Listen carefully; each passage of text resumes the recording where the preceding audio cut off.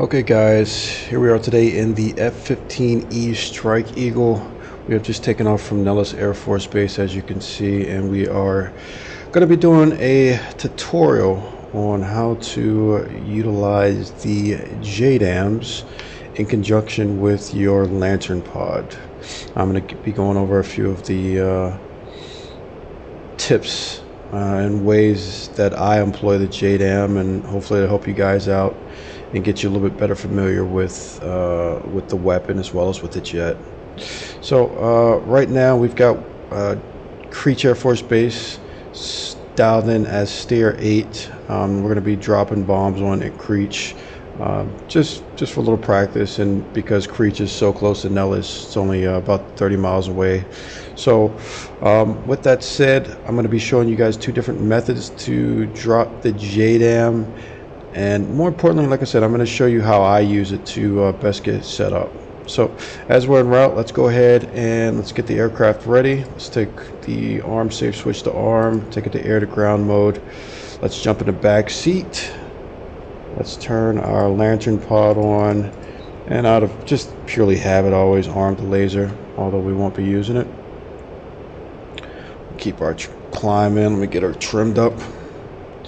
So as we continue with our climb, I'm going to select our menu, get our targeting pod up.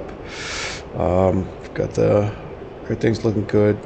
Laser's armed, and we're going to just take the lantern and have it slew to Steer 8, which you can see that it did. And then also we've got Steer 8 dialed in, which is indicated by the circle, but the lantern pod is also over Steer 8, which means that the lantern pod is looking pretty much at Steer 8. So with that said, let's go ahead. We've got the GBU 31s, the 2,000 pounders selected. So let's select both types. We'll go step auto nose tail. Now if we were just purely using actually let's go to finish getting our targeting pod set up. Let's go ahead and make this our sensor of interest. We know that it doesn't have the lines, and now we've got the lines inputted, so we know that it is our sensor of interest. While we're here, we'll go ahead and hit EXP on our R2 button, and now we're set up. The EXP allows us to zoom in with multiple fields of view as opposed to just two. So again, we've got this set up. We've got our JDAM set up. I know that right now we're roughly 16 miles from the target area. We're going to do a flyover. And again, this is how I like to employ the JDAMs. We're going to do a flyover to designate. But in the meantime, we're going to go to menu 3, hit smart weapons. And as you can see, all of our JDAMs are on the smart weapons page, being that they are JDAMs. We're going to scroll in, and now it's time to give these JDAMs some grid coordinates or targets to look at. So what we'll do is we'll target the ATC tower and a couple other things. But again, the JDAM doesn't use a laser, so it's not going to be as accurate with its designation. It uses a calculation, takes the aircraft's the slant range between the aircraft, the target. It takes the aircraft's altitude. There's a lot of different variables that it looks at. At one point I knew this actual calculation, but I no longer do. But either way, again, we're going to just get close, and I think we'll designate multiple targets. The closer I am to target, the more that I have my cursor purely over that target, the higher probability of kill that I have of getting that target. So I'll designate this building. Now as it's designating, I'm hitting the L1 button, and I'm putting the grid coordinates into this bomb. Now let's transfer to another bomb or to another target. Let's designate this one. It's designated. I'm gonna transfer the information into this bomb, so that's 2. Let's designate this guy right here. Okay, got a good designation. Now I've already got this one, so again, transfer to a bomb that doesn't have coordinates in it, and we'll put the coordinates into that bomb. She's good to go. And last but not least, let's go with this little guy right here. Let's designate and transfer different bomb, and there we go. Okay, so now we've got all that done.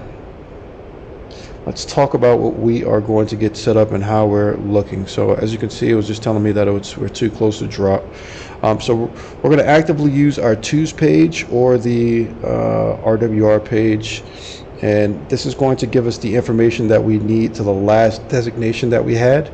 So right now our twos page is telling us that the target that we just designated is about 4.5 miles away, and it's off of our 080, so it's directly behind us. We can also use the arrow right here if we want to just kind of be able to look back and kind of go, where is this guy at? We can use the arrow to determine the relative position between the target and ourselves. So it's about our 6 o'clock ish. We're going to track outbound for about, I don't know, 5-10 miles. We could turn in for about 10 miles actually. We could turn in a little early, but it's not needed. Again, we're getting the same information here. So target's 9 miles away.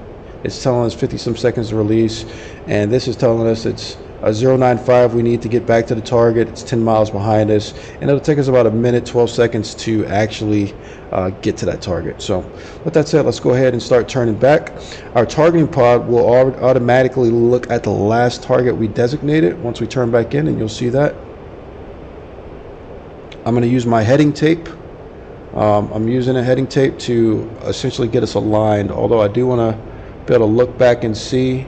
We can also use the heading tape to get us aligned, and again, like I said, we've got the twos and the blue arrow to show us exactly where the last target that we designated is in reference to the aircraft in our position. So I'm going to go ahead and increase the angle, push up the throttle just a hair. Now the beauty of the JDAM as opposed to the laser guided bomb is it doesn't have that 25,000 foot restriction, and I can do exactly what I'm about to do, which is just throw 4 bombs at once. The laser guided bomb is more accurate.